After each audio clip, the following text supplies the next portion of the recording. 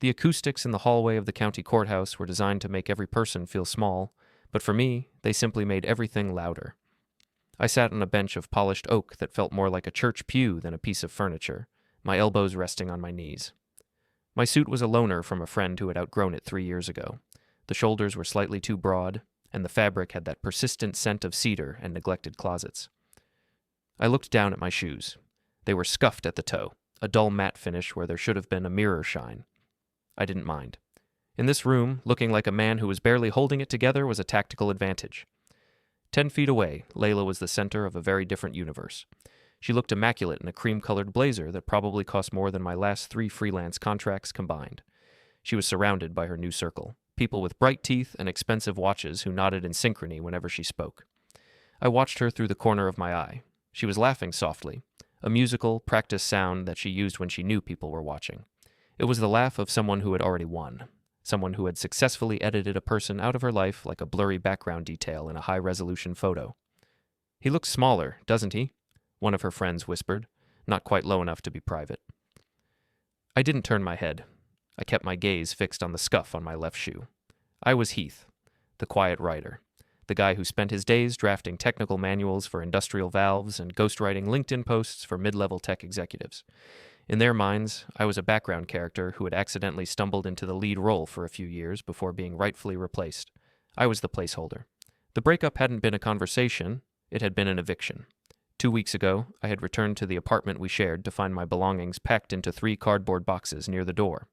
There was no note, just a digital notification that the locks had been changed and a social media post from Layla about choosing growth and leaving behind what no longer serves the vision. The comments section had been a firing squad of heart emojis and supportive platitudes from people who had eaten at my table and drank my wine for years. The heavy double doors of the courtroom creaked open, and a bailiff gestured for us to enter. Layla didn't look at me as she swept past, her perfume, something sharp and floral, lingering in the air like a taunt. I stood up slowly, adjusting the oversized jacket, and followed them in. This wasn't a criminal hearing. It was a preliminary civil matter, a dispute over shared assets that Layla's legal team had initiated with aggressive speed. They wanted to formalize the separation of our lives in a way that ensured I walked away with nothing but my 3 boxes and my scuffed shoes. As I sat at the petitioner's table, I felt the weight of their collective gaze. Layla's lawyer, a man named Marcus with a tan that suggested frequent midweek golf games, leaned over to whisper something to her. She nodded, her expression shifting into one of practiced vulnerability. She was playing the part of the hard-working entrepreneur protecting herself from a parasitic ex. It was a good performance. I almost wanted to applaud. My own chair felt cold. I didn't have a lawyer sitting next to me today. I had filed the paperwork to represent myself, a move Marcus had surely flagged as a sign of either poverty or delusion. He looked at me with a smirk that was almost pitying. "The matter of Miller versus Vance," the clerk announced. The judge, a woman who looked like she had seen every variation of human pettiness 1,000 times, peered over her spectacles. "Mr. Vance, I see you are appearing pro se today. Are you prepared to discuss the temporary restraining order regarding the freeze on contested accounts?" "I am, Your Honor," I said. My voice was calm, devoid of the tremor they expected. I sounded like the manuals I wrote, precise, instructional, and entirely unexciting. Layla shifted in her seat. This was the moment where I was supposed to plead, to talk about fairness, to mention the 3 years I spent supporting her while she built her brand. But I said none of those things. I simply sat there, watching the clock on the wall. The hearing was a blur of legal jargon. Marcus spoke at length about Layla's contributions, her need for stability, and the unfortunate necessity of legal intervention to prevent me from interfering with her business interests. He painted a picture of a man who was bitter, perhaps a bit unstable, and certainly beneath the station of the woman he had been riding the coattails of. As he talked, I noticed things. I saw the way Layla checked her watch, a gold piece I recognized from her grandfather's collection. No, not hers. Ours. Or so I had thought. I saw the way her new boyfriend, the executive from the legacy firm her grandfather had started, sat in the front row of the gallery, his hand resting casually on the back of the bench. He looked at me with the bored curiosity one might afford a stray dog. I knew things they didn't. I knew that 3 days before the eviction, Layla had accessed my private cloud storage. I knew she had forwarded 4 years of my ghostwriting contracts to her personal email. I knew she had been looking for something specific in my grandfather's estate papers I hadn't even finished cataloging myself. She thought I was a slow, methodical bore who wouldn't notice a digital footprint if it was stepped on my face. "Mr. Vance, the judge prompted. Do you have a response to the motion to extend the freeze on the joint savings account? No response, Your Honor, I said, standing up. I agree with the counsel. The assets should be frozen until their origin is fully verified. Marcus paused, his mouth slightly open. He had expected a fight. Layla turned her head, her eyes narrowing as she looked at me for the first time that morning. She was searching for the catch, for the hidden anger. She found nothing. I gave her a small, polite nod, the kind you give a stranger who holds a door open for you. Very well, the judge said, sounding surprised. The freeze remains in place. We will reconvene in 3 weeks for the evidentiary hearing. As the room began to clear, Layla's circle converged on her, buzzing with a mix of confusion and triumph. They thought I had surrendered. They thought the placeholder had finally realized his place. I walked out of the courtroom ahead of them, my pace steady. I reached the elevators and pressed the button. As the doors were about to close, a hand slid between them, forcing them back open. It was Marcus, with Layla standing just behind him. Heath, Marcus said, his tone condescendingly friendly. A word? I stepped back to let them in. The elevator was small, the air suddenly thick with the smell of her perfume and his expensive aftershave. You're being very reasonable today, Marcus continued as the elevator began its descent. It's the smart move. Layla doesn't want to make this harder than it needs to be. If you sign the waiver on the intellectual property rights by Friday, we can probably talk about releasing some of the personal funds for your relocation. I looked at Layla. She was staring at her reflection in the polished metal of the elevator doors, tucking a stray hair behind her ear. She wouldn't even grant me the dignity of eye contact. I'll take it under advisement, I said. Don't take too long, Layla said, her voice sharp and cold, directed at the door. The world doesn't stop moving just because you can't keep up, Heath. You were always too slow. The elevator chimed, and the doors slid open. They stepped out first, their heels clicking rhythmically on the marble floor of the lobby. I watched them walk toward the glass entrance where a black SUV was waiting at the curb. I saw the executive meet them, shaking Marcus's hand, sliding an arm around Layla's waist. They were a tableau of success, a vibrant, moving advertisement for a life I was no longer invited to lead. I walked to my own car, a 10-year-old sedan parked in the furthest lot. I sat in the driver's seat for a long moment, the silence of the cabin wrapping around me like a blanket. I reached into my pocket and pulled out my phone. There was a missed call from a number I didn't recognize, but the area code was from the valley where my grandfather had kept his primary estate. I didn't call back yet. Instead, I opened my laptop and pulled up a spreadsheet. It wasn't a list of assets or a budget. It was a timeline. Every login, every forwarded email, every whispered conversation I had recorded over the last 6 months was logged there. They thought they had discarded a man who was blind to their maneuvering. They didn't realize that a freelance writer's greatest skill isn't his prose. It's his ability to sit in a room and go completely unnoticed while everyone else reveals who they truly are. My phone buzzed again. This time it was a text from the same number. Mr. Vance, this is the executor for the late Arthur Miller's private holdings. We've completed the secondary audit you requested. The discrepancies you flagged are significant. Please call us as soon as possible. I deleted the text. I didn't need to call them yet. I knew exactly what the audit said because I was the one who had planted the breadcrumbs for the auditors to find. I started the car. The engine groaned but turned over. As I backed out of the space, I saw Layla's SUV disappearing into the city traffic. She thought she was the one who had ended the relationship. She thought she was the one who had filed the claim. She thought she was the one in control. I drove toward the outskirts of the city, toward the small, cramped office I rented above a dry cleaner. I had a lot of work to do, not for my clients, but for myself.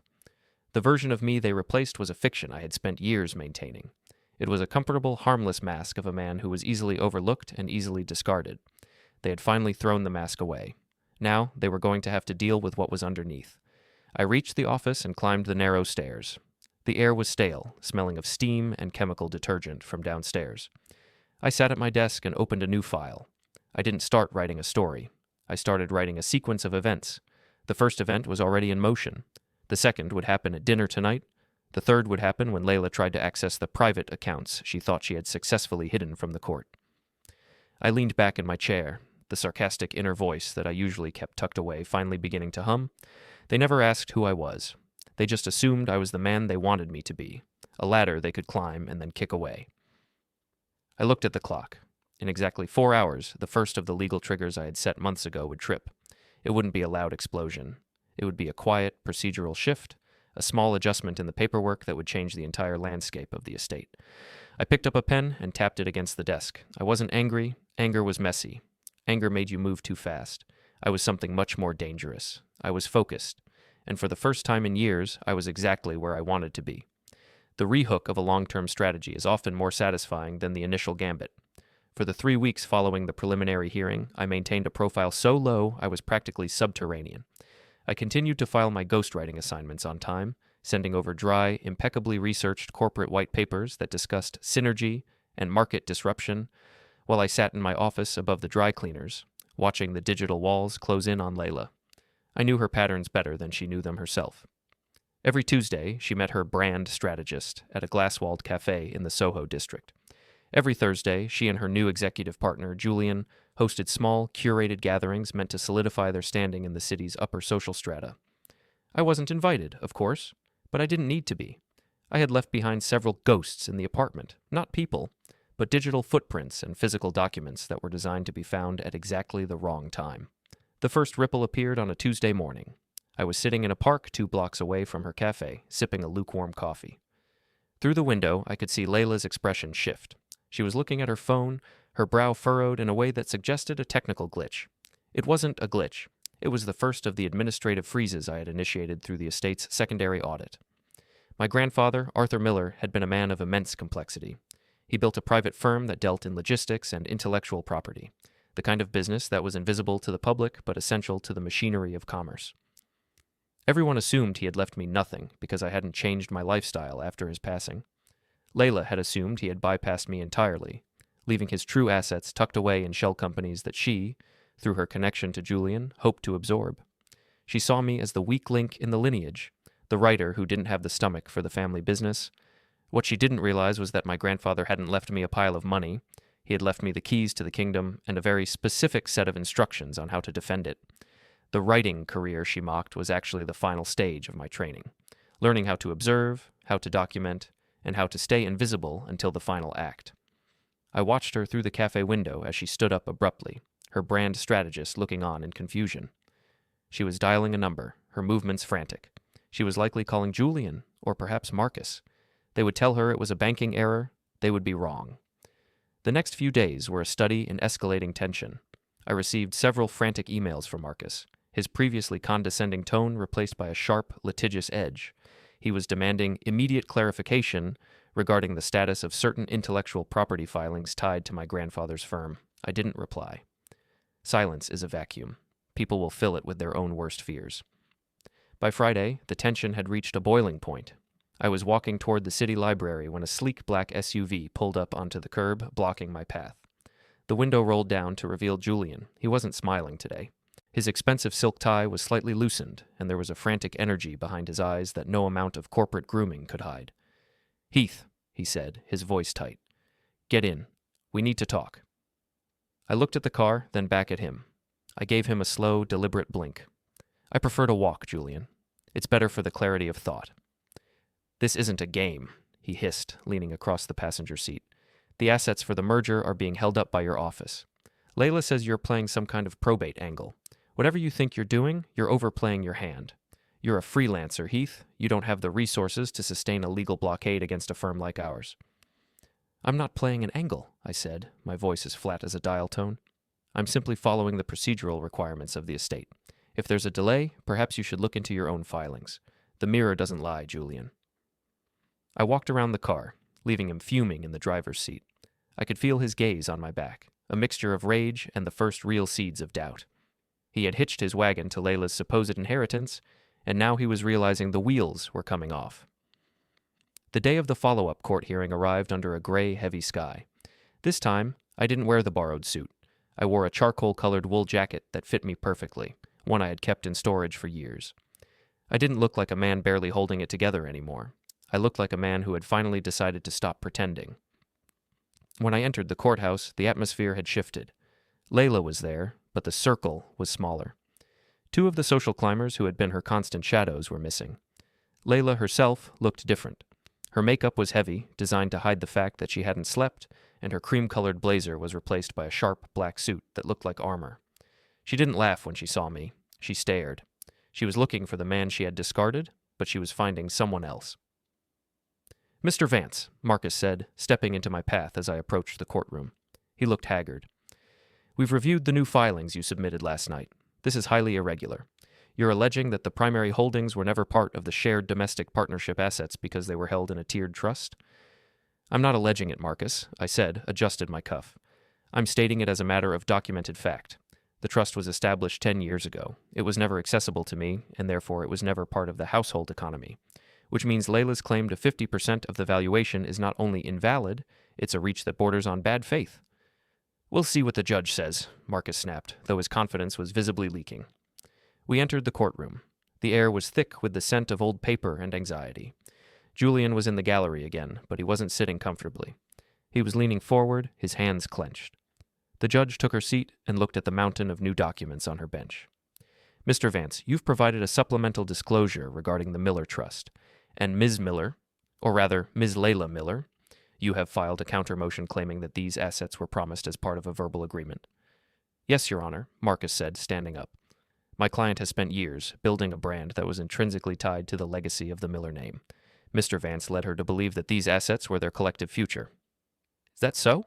The judge asked, turning to me. Your Honor, I said, standing slowly. The trust documents are clear. My grandfather was a man of precise language. He didn't believe in verbal agreements. He believed in signatures. And if you look at Exhibit D, you'll see a document signed by Layla 3 years ago. A standard non-disclosure and waiver of interest that she signed in exchange for the initial seed funding of her lifestyle brand. The silence that followed was absolute. Layla's head whipped around to look at Marcus, who was frantically shuffling through his papers. She hadn't told him about that document. She had probably forgotten it existed, dismissed as just another piece of boring paperwork I had asked her to sign during one of our early business discussions.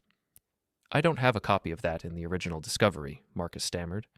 Because it wasn't relevant until you claimed a verbal agreement existed, I said calmly. It was a protective measure for the estate, one that she willingly entered into. Layla stood up, her face pale. That was for the brand. That wasn't for everything. Sit down, Miss Miller, the judge warned, her voice echoing off the high ceilings. I looked at Layla. For the first time, I saw it. The realization that she had never really known who she was living with. She had seen the surface and assumed there was no depth. She had seen the quiet writer and assumed there was no spine. The court will take a recess to review the validity of Exhibit D, the judge announced. As she exited, the room erupted into a low hum of whispers. Layla turned to me, her eyes burning with a mixture of fear and fury. She walked over to the petitioner's table, leaning in close so only I could hear her. You think you're so smart, she hissed. You think you can just erase me? I made you relevant, Heath. Without me, you're just a guy in a dusty office writing manuals for things no one cares about. You didn't make me relevant, Layla, I said, my voice barely a whisper but carrying the weight of a gavel. You made me an observer. And when you observe someone for long enough, you learn exactly where the foundations are cracked. You should have checked the basement before you tried to renovate the house. She backed away, her breath hitching. In the gallery, I saw Julian stand up and walk toward the exit without waiting for her. The alliance was fracturing. The social and financial structure they had built on the assumption of my weakness was beginning to groan under the weight of the truth. I sat back down and opened my briefcase. I had one more document to review before the judge returned. It was a report from a private investigator, a legal, procedural summary of Layla's recent financial interactions with Julian's firm. It showed a pattern of behavior that would do more than just lose her the court case. It would dismantle her reputation in the only circle she cared about. The rehook was set. They were no longer looking at me as a nuisance. They were looking at me as a threat. And the best part was, I hadn't even started the collection phase yet. I looked at the scuff on my shoe. It was still there, a reminder of where I had started 3 weeks ago. I didn't mind it now. It was a souvenir from the version of me that they had been foolish enough to discard. The judge returned 15 minutes later. Her expression was unreadable, but she held Exhibit D in her hand like a weapon. The court finds that the waiver signed by the petitioner is valid and enforceable. The claim to the trust assets is dismissed. Layla didn't scream. She didn't cry. She simply sat there, staring at the empty seat next to her where Julian had been. She looked small. For the first time in the history of our relationship, the scale was perfectly balanced. And I was just getting started. The sound of silence in a high-stakes litigation is not empty. It is a pressurized weight. After the judge dismissed the claim to the trust assets, the atmosphere in the hallway changed. People who had previously brushed past me with an air of superiority now navigated around me as if I were a structural pillar they hadn't noticed until they nearly walked into it. I didn't linger to savor the look on Marcus's face. I had work to do that required a different kind of precision, the kind that didn't happen in front of a bench, but in the quiet spaces where reputations are built and dismantled. I spent the next 48 hours in my office, the rhythmic hum of the dry cleaner's industrial fans below acting as a metronome for my thoughts. I had stopped explaining myself to anyone. When my phone buzzed with messages from former friends, people who were suddenly concerned and just checking in, I left them unread.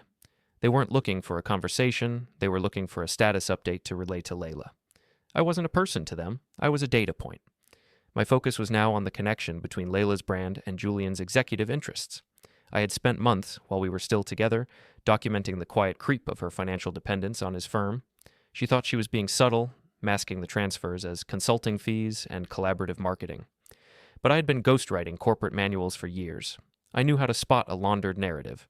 I knew how to follow the trail of a story that someone was trying very hard to hide. The discovery was elegant in its simplicity. Julian wasn't just dating Layla. He was using her lifestyle platform to inflate the perceived value of several lifestyle-adjacent subsidiaries his company was looking to offload. It was a circular economy of vanity. She provided the authentic engagement, and he provided the capital. My grandfather's company, the one they had tried to strip from me, was the final piece they needed to anchor their legitimacy. Without it, their partnership was a house of cards built on a windy beach. I filed a cross-claim on Thursday afternoon. It was a quiet filing, a procedural maneuver that alleged the misuse of my intellectual property, specifically the ghostwritten content and strategic frameworks I had developed, to facilitate undisclosed corporate mergers. I didn't hold a press conference, I didn't post a status update, I simply let the legal machinery do what it was designed to do: grind. On Friday night, I knew Layla would be at the downtown parking structure near the gala she was undoubtedly attending to save face. I arrived early and waited in the shadows of the third level. When she appeared, she was alone, her footsteps echoing sharply against the concrete. She looked tired, the gloss of her public persona beginning to chip away at the edges. As she reached her car, I stepped out from behind a concrete pillar. I didn't rush, I didn't shout. I simply stood in the path between her and the driver's side door. She stopped short, her keys clutched in her hand like a small silver weapon. "Heath, what are you doing here? If you think this is going to help your case—" "I'm not here for the case, Layla," I said. My voice was calm, resonating in the low-ceilinged space. I didn't move toward her, but I didn't move away. I simply occupied the space, a physical manifestation of the reality she was trying to outrun. "I'm here because I wanted you to see me. Really see me. Not the version of me you constructed to make yourself feel more significant." "You're blocking my car," she said, her voice trembling slightly. It wasn't fear of violence. It was the fear of losing control. "I could call security." "You could," I agreed. "But then we'd have to explain why I'm here. We'd have to talk about the cross-claim I filed today. We'd have to talk about the fact that Julian's board of directors received a very interesting packet of documents this afternoon regarding his consulting arrangements with your brand." The color drained from her face. She reached out to steady herself against the hood of her car. "You did what?" "I stopped being your ghostwriter, Layla. I started being my own author. You always said I was too slow, too methodical. But that's the thing about being methodical. You don't miss the details, like the way you used my login to access the Miller estate servers, or the way you promised Julian assets that were never yours to give." "We were a team," she whispered, a desperate attempt to pivot back to a narrative that no longer existed. "No," I corrected her. "You were a lead, and I was the script. But the play is over, and the theater is being dismantled. Julian is already distancing himself. I saw him leave the courtroom alone, Layla. He's a corporate strategist. He knows when a liability outweighs an asset." I stepped aside then, giving her a clear path to the door. I didn't touch her. I didn't have to. The psychological weight of the last few minutes had done more damage than any physical confrontation ever could. She scrambled into the car, the engine roaring to life with a frantic, desperate sound. As she backed out, her tires chirped against the concrete, a sound of panic. I watched her drive away, her taillights disappearing into the night. I felt a strange sense of clarity. For years, I had shrunk myself to fit into the margins of her life. I had allowed her to believe she was the sun, and I was merely a moon reflecting her light. But the eclipse was over. The following Monday, the court hearing resumed. The atmosphere was even more stagnant than before. The judge looked at the new filings with a grim expression. The cross-claim had thrown a massive wrench into the proceedings. "Mr. Marcus," the judge said, her voice cutting through the silence, "I am seeing some very serious inconsistencies in your client's initial filings. The documentation provided by Mr. Vance suggests that several of the assets claimed as joint property were, in fact, utilized in a manner that contradicts the disclosure laws of this state. Marcus stood up, but he looked like he wanted to be anywhere else. Your Honor, we are still reviewing the new material. I suggest you review it quickly, the judge snapped, because right now the focus of this court is shifting. Mr. Vance has provided evidence that his identity and professional credentials were used to secure contracts for your client's firm without his consent. This is no longer just a matter of dividing a household, this is a matter of professional conduct. I sat at my table, my hands folded neatly in front of me. I didn't look at Layla. I didn't need to. I could hear the sharp, shallow sound of her breathing from across the aisle. The attention of the room, the clerks, the bailiffs, the few observers in the gallery, was no longer on the glamorous influencer. It was on the man in the charcoal jacket who hadn't said a word. The court is ordering an immediate freeze on all business accounts associated with the petitioner's brand pending a full forensic audit, the judge continued. Layla's composure finally fractured. She didn't scream, but she let out a small, choked sound. She looked toward the back of the room, searching for Julian, but his seat was empty. He hadn't shown up. He had seen the writing on the wall, and he had done what people like him always do. He had cut his losses. As the judge adjourned the session, Layla tried to make a quick exit. She wanted to avoid the cameras that had gathered outside, reporters who had caught wind of a socialite in legal turmoil. But as she reached the doors, she found her way blocked by a court officer. "One moment, Ms. Miller," the officer said firmly. "There are some additional signatures required before you leave the building." It was a standard procedural delay, but in that moment it felt like a cage. She was trapped in the very system she had tried to use as a weapon against me. She turned around, her eyes searching the room until they landed on me. I stood up slowly and gathered my papers. I walked toward her, pausing just long enough to look her in the eye.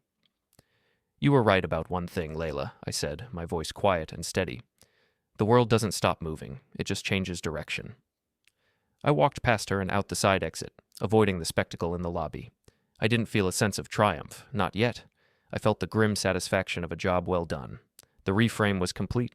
I was no longer the victim of a breakup, I was the architect of a reckoning. As I reached the street, my phone buzzed. It was an email from my legal ally, the one person who knew the full scope of my preparation. "The audit is underway. We found the link to the ex-friends.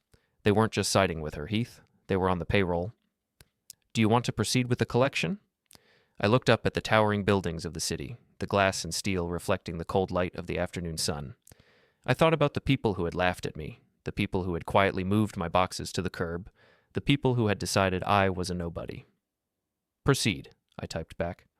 The collection was the final act. It wasn't about the money, though there would be plenty of that. It was about the balance. It was about making sure that every person who had participated in the fiction of my weakness understood exactly who I was.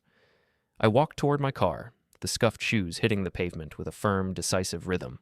The story was no longer being written by them. I had taken the pen back, and I was going to make sure the ending was exactly what they deserved. The atmosphere in the courtroom on the following Monday was not merely tense, it was thick with the scent of institutional finality. The judge, a woman whose patience had clearly been exhausted by the previous week's revelations, spent the first 10 minutes reviewing a stack of documents that my legal ally had delivered via courier an hour before the session opened. These weren't just bank statements, they were metadata logs, communication headers, and internal memos from Julian's firm that outlined a very specific strategy, the absorption of the Miller estate through the social leverage Layla provided. I sat at the defense table, my posture straight, my expression unreadable. I looked at the grain of the wood on the table and thought about the hours I had spent ghostwriting for people just like Julian. I knew their cadence. I knew the way they used words like alignment and optimization to mask what was essentially a dismantling of someone else's life. "Mr. Marcus," the judge said, her voice dropping an octave in a way that signaled trouble. "I have before me a series of digital logs that suggest your client, Ms. Miller, accessed several private servers belonging to the Miller Trust using a password that was changed only 48 hours after the separation with the respondent. Can you explain why your client was attempting to modify trust beneficiaries while this court had a standing freeze on all contested assets?" Marcus stood up, but the usual polish of his expensive suit seemed to have faded. He looked like a man who had realized he was standing on a trap door. "Your Honor, my client was merely attempting to secure what she believed were her personal business files by accessing a tiered trust server located in a different jurisdiction," the judge interrupted, "a server that specifically manages intellectual property rights for industrial patents." Layla sat frozen. The public composure she had cultivated for years was no longer a shield. It was a cage. She looked at me, her eyes wide with a mixture of disbelief and dawning realization. She was finally seeing the man who had been sitting in the corner of her life for 3 years. She was seeing the man who understood the architecture of the servers she had tried to breach. The court is finding the petitioner in contempt of the standing asset freeze, the judge announced. Furthermore, the evidence presented by Mr. Vance regarding the misuse of his professional identity to secure corporate contracts is being referred for a full civil inquiry. This hearing is no longer about the division of a household. It is about a systematic attempt to misappropriate an estate. The shift was seismic. In an instant, the narrative of the scorned entrepreneur evaporated, replaced by the reality of a strategic failure. The judge ordered an immediate injunction. Layla was not to move any assets, contact any of the legacy firm's board members, or utilize any Miller-related branding for her social platforms. As the gavel hit the sound block, the silence in the room was replaced by a frantic energy. Marcus was whispering sharply to Layla, who looked as if the floor had suddenly turned to glass. I stood up, gathered my leather portfolio, and walked toward the exit. I didn't rush. I didn't gloat. I simply moved with the steady, unstoppable momentum of a man who had already seen the end of the chapter. Outside the courtroom doors, the spectacle was beginning. A small cluster of lifestyle journalists and local news stringers had gathered, tipped off by the public filing of the contempt charge. When Layla emerged, the flashes of the cameras were relentless. She tried to maintain her stride, to look like the victim of a misunderstanding, but the weight of the court's ruling was visible in the way she carried her shoulders. As she tried to navigate the crowd, a court officer stepped forward, holding a folder. Ms. Miller, you are required to remain for the processing of the injunction papers. You cannot leave the building at this time. She was trapped. The very hallways where she had laughed at my scuffed shoes 3 weeks ago were now the boundaries of her world. She looked through the crowd, her eyes finding mine as I stood near the elevators. I didn't smile. I didn't wave. I simply watched as the security detail led her back toward the clerk's office, her status as an influencer stripped away by the cold, procedural reality of the law. I left the courthouse and walked toward the train station. I had a different set of appointments now. The court had handled the legal framework, but the social collection was my responsibility. The first stop was a private club on the east side, a place where the Circle often gathered to discuss their next moves. I wasn't a member, but I had the key card that Layla had forgotten to reclaim from my dresser. I walked past the velvet ropes and the mahogany-paneled lobby, heading straight for the lounge. I found them in the corner booth, Sarah and Mark, the two friends who had been the most vocal in their support of Layla's growth after the breakup. They were the ones who had helped move my boxes, the ones who had posted the most cutting remarks about my lack of ambition. When they saw me, the conversation stopped so abruptly it was as if someone had cut a wire. "Heath," Mark said, his voice forced. "We didn't expect to see you here." "I imagine not," I said, pulling up a chair and sitting down without being asked. "I'm here to discuss the contracts." "What contracts?" Sarah asked, her hand trembling as she reached for her glass. "The ones where you were paid referral fees by Julian's firm to facilitate Layla's access to my grandfather's estate records," I said. I laid a small stack of papers on the table. They weren't original documents. They were copies of the digital trail they had left behind. You see, when you're a ghostwriter for corporate firms, you learn how to track where the money goes. You two weren't just friends, you were contractors. And the problem with being a contractor in a civil fraud inquiry is that your loyalty is only as good as the next payment. Heath, we can explain," Mark began. "You don't need to explain anything to me," I interrupted. "The audit has already been submitted. I'm just here to let you know that your invitations to the upcoming gala have been revoked, along with your memberships here. I had a very productive conversation with the board this morning regarding the use of club facilities for the facilitation of unethical business practices." I stood up. Sarah looked like she was about to speak, but the words wouldn't come. They were social climbers who had reached the top of their chosen hill, only to find the ground disappearing beneath them. I had already contacted their primary clients, ghostwriting a very different kind of message, one that detailed their involvement in the Miller Trust inquiry. "Enjoy the drinks," I said. "They'll be the last ones on the house." I walked out of the club and back into the cool evening air. The city felt different now.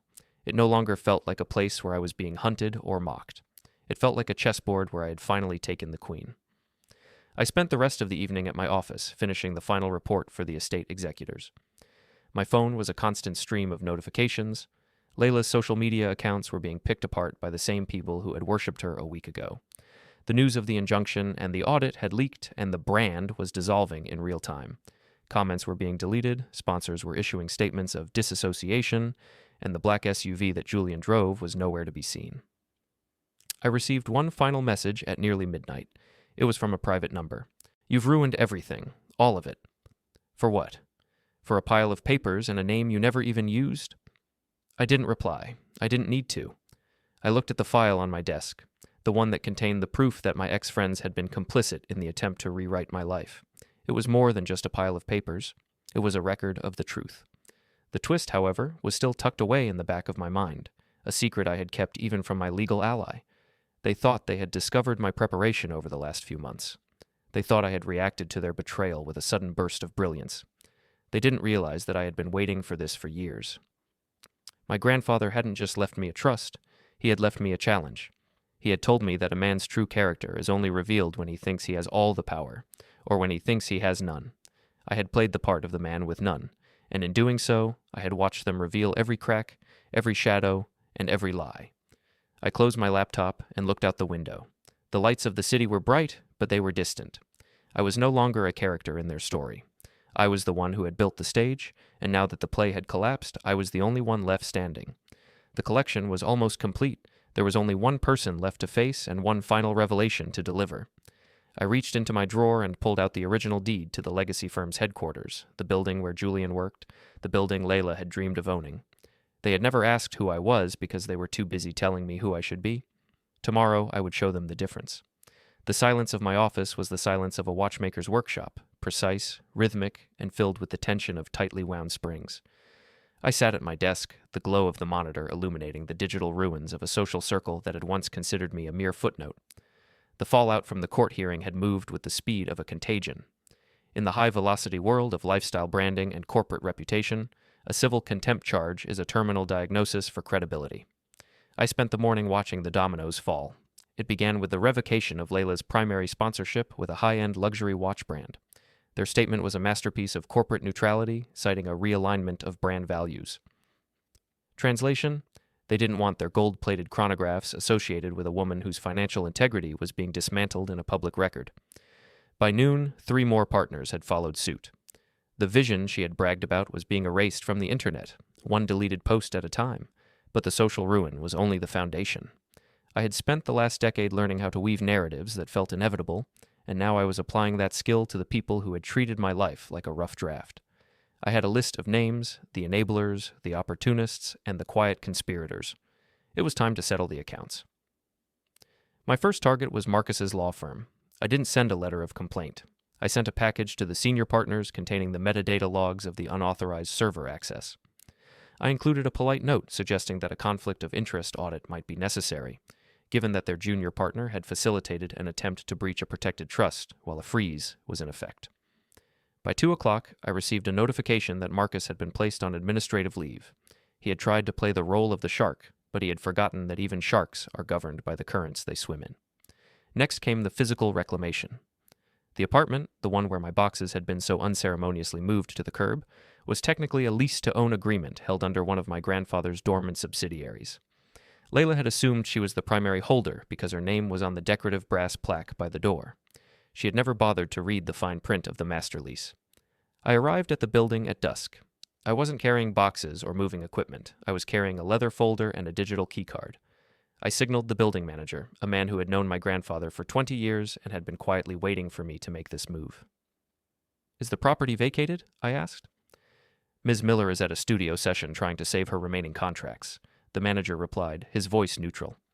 "Mr. Julian hasn't been seen since the court adjourned yesterday. His access has already been restricted due to the corporate delinquency filing." "Good. Change the secondary locks. Keep the external appearance exactly as it is. I want the lights on, but the access denied." It was a simple, legal maneuver. As the owner of the subsidiary, I was exercising a right of re-entry based on the breach of the conduct clauses in the lease, clauses that specifically prohibited using the premises for the facilitation of unauthorized financial activity. I wasn't breaking in. I was coming home to a property she had never actually owned. I stood in the center of the living room, looking at the minimalist furniture and the curated art that Layla had chosen to project an image of effortless success. It felt hollow. I walked to the balcony and looked out at the city.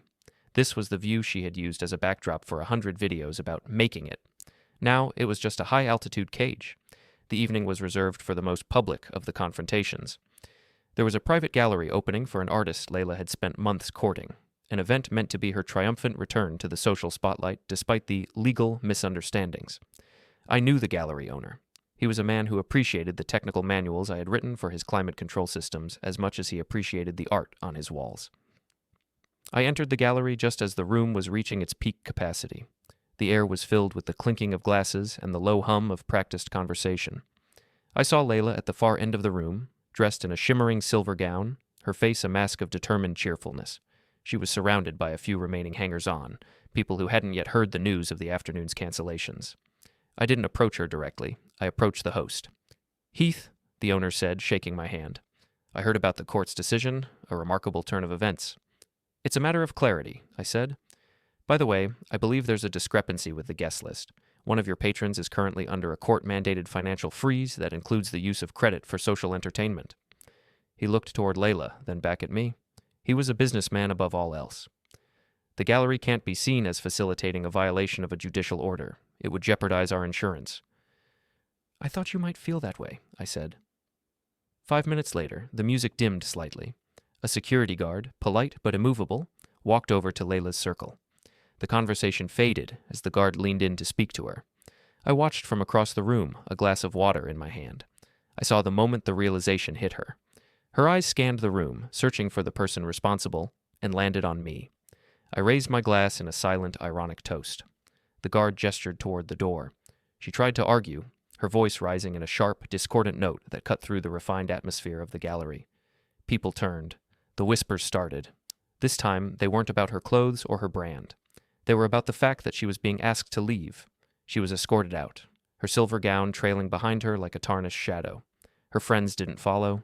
They stayed by the bar, looking at their phones, already distancing themselves from the wreckage of her reputation. As the doors closed behind her, I felt the shift. This wasn't just about an apartment or a bank account. It was about the control of the environment. I had spent years being the man who made other people look good through my writing. Now I was the one who decided when the lights went out.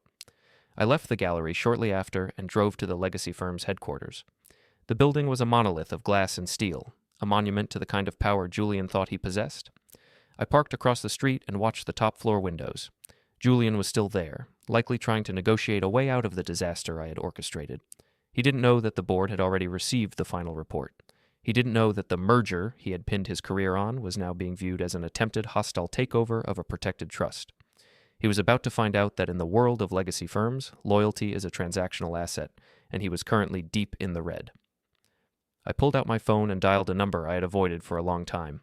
It was the private line for the chairman of the board, a man who had been my grandfather's closest friend and my own silent mentor. "It's Heath," I said when the line connected. "I've seen the filings," the voice on the other end replied. It was gravelly, old, and completely devoid of sentiment. "You took your time." I wanted to be sure the documentation was complete. "And the girl? And the executive?" "They've reached the limit of their leverage," I said. "I'm ready to move into the final phase. I need the gate access codes for the estate's private compound updated. I want them to have nowhere to go but the meeting." "It's done," the chairman said. "The car will be ready for you in the morning. Don't be late, Heath. Your grandfather hated a man who couldn't finish what he started." "I'm finishing it now," I said. I ended the call and looked at the building one last time. Tomorrow, the camouflage would be gone. The quiet writer, the man they thought they could push out of his own life, would be sitting at the head of the table. I drove back to my small office above the dry cleaner. I had one final task before the morning. I sat at my desk and opened the file containing the list of every person who had participated in the social execution of my character. I didn't send them threats. I didn't send them angry messages. I simply sent them each a single PDF, a copy of the court's permanent injunction against Layla and a summary of the civil fraud inquiry. I wanted them to have the facts. I wanted them to know that every time they had laughed, every time they had looked down at me, they had been betting on a losing hand. The silence of the office felt different now. It was no longer the silence of a man in hiding. It was the silence of a man who had cleared the room. I looked at the scuffed shoes by the door. I wouldn't be wearing them tomorrow. I would be wearing the shoes my grandfather had left for me, the ones designed for a man who owns the floor he walks on. The collection was nearly finished. All that remained was the final reckoning, the moment where I would look Layla and Julian in the eye and show them exactly who I was. Not the version they had replaced, the version they had never been smart enough to see. I closed my laptop and stood up. The dry cleaner's fans had stopped for the night. The building was still. For the first time in 3 weeks, my mind was as quiet as the room. I walked to the window and looked out at the city lights. They looked like data points on a map I had finally mastered. The endgame was here. And unlike the manuals I wrote for others, this story was going to have an ending that no one would forget. The final morning was as cold and sharp as a polished blade. I arrived at the Miller Estate's private compound, a sprawling expanse of glass and limestone tucked behind a fortress of automated gates, long before the others. I didn't arrive in my old sedan. I arrived in the back of a charcoal-colored transport, the windows tinted so deeply the world outside looked like a faded photograph. I stepped onto the gravel path, my new shoes making a crisp, authoritative sound. These were not the scuffed relics of a ghostwriter. They were the choice of a man who understood that every step is a statement of intent. I walked into the primary boardroom of the estate house. It was a room designed for the resolution of histories. The walls were lined with the original patents my grandfather had secured, the blueprints of the infrastructure that powered the city's logistics. He had always told me that writing was camouflage. If they think you are a man of words, he had said, they will never suspect you are a man of action. I had spent a decade perfecting the mask of the quiet, struggling freelancer while he trained me in the cold mechanics of crisis management and asset protection. He hadn't left me an inheritance to enjoy, he had left me a legacy to defend. At exactly 10 o'clock, the security gates cycled open. A single vehicle approached. I watched from the window as Julian and Layla stepped out. They looked like ghosts of their former selves. Julian's suit was wrinkled, his movements jerky and uncoordinated. Layla was dressed in black, her eyes shielded by oversized sunglasses, her posture brittle. They had been summoned here by the executors for what they thought was a final negotiation, a chance to salvage some fragment of their reputation or a payout from the trust they had tried to breach. I stayed in the shadows as the butler led them into the room. They sat at the far end of the mahogany table, looking small against the vastness of the Miller history. They didn't see me at first. They were too busy whispering to each other, a desperate, frantic exchange of blame and excuses. "This is our last chance, Julian," Layla hissed. "If we can just prove that the initial filings were a misunderstanding, we can still—" "There is no misunderstanding," I said, stepping into the light. The silence that followed was heavy, a physical weight that seemed to press the air out of the room. Layla's sunglasses slid down her nose. Julian half rose from his chair, his face contorting in a mask of confusion and burgeoning rage. "Heath?" Julian stammered. "What are you doing here? This is a private meeting for the Miller Estate executors." "I am the Miller Estate," I said. I walked to the head of the table and sat in the chair that had remained empty since my grandfather's passing. I laid a single, heavy folder on the table. It was the original deed of the legacy firm, the one Julian had tried to use to absorb my assets. The writing was never my weakness, Julian. It was my camouflage. While you were busy trying to optimize a merger with assets you didn't understand, I was documenting every breach of contract, every unauthorized access, and every lie you told to your board of directors. You're the chairman's silent partner," Layla whispered, her voice cracking. "The one who initiated the audit?"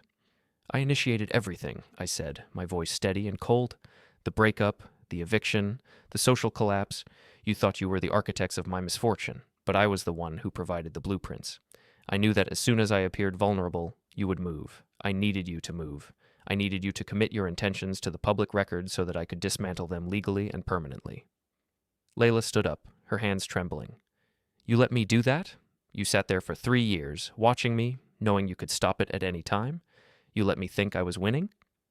"You were never winning, Layla." "You were merely being observed," I replied. "I wanted to see if there was any part of you that valued the person over the perception. You chose the perception every single time. You chose Julian's influence over my loyalty.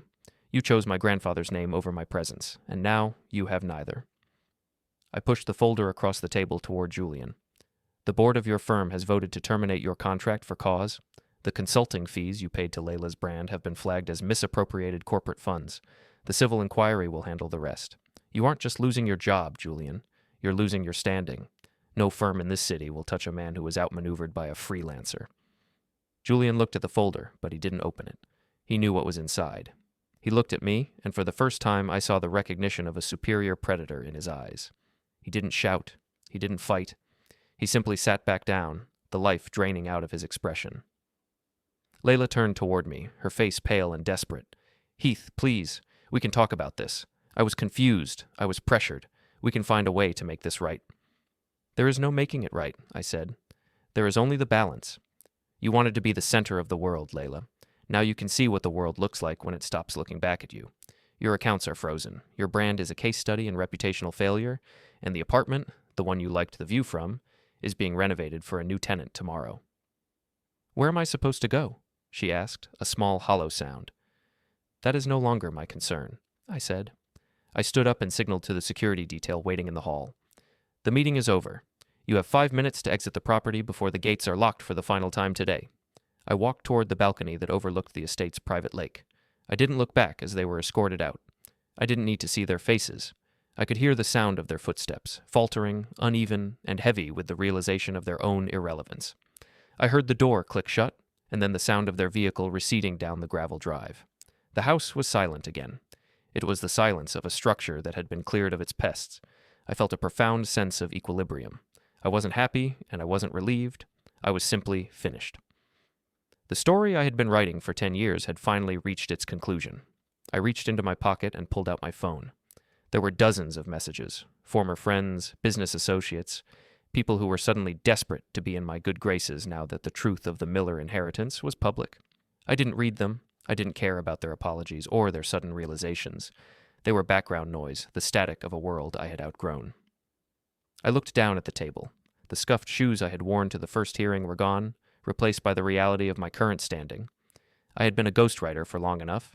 I had spent my life crafting the voices of others, making sure their messages were clear and their intentions were hidden. Now I was the only voice that mattered in this room. I walked out of the boardroom and down the grand staircase. The butler was waiting at the door with my coat. "Will you be staying for the evening, Mr. Vance?" he asked. "No," I said, stepping out into the cold, clear air. "I have everything I need." I walked to the waiting car. I didn't look back at the house, or the gates, or the city beyond. I didn't think about the aftermath. I didn't think about where Layla and Julian would go, or how they would survive the winter of their own making. That was a different story, one I would never bother to write. I climbed into the back seat and leaned my head against the cool leather. The driver looked at me through the rearview mirror. "Where to, sir?" "Away," I said. The car moved forward, the tires crunching softly on the gravel. As we passed through the gates, I saw the black SUV idling on the shoulder of the road, Layla and Julian standing beside it, looking lost in the vastness of the landscape. They looked like characters who had been cut from a final draft, incomplete, unnecessary, and quickly forgotten. I closed my eyes. The rage that had fueled me for years was gone, replaced by a cold, quiet certainty. I had sought balance, and I had taken it. I had been underestimated, and I had used that as my greatest weapon. I had walked into the courthouse as a nobody, and I was leaving as the man who owned the ground beneath their feet. The car accelerated, the engine a low, powerful hum that drowned out the world. There was no reflection, there was no second guessing, there was only the momentum of a man who had finally reclaimed his name.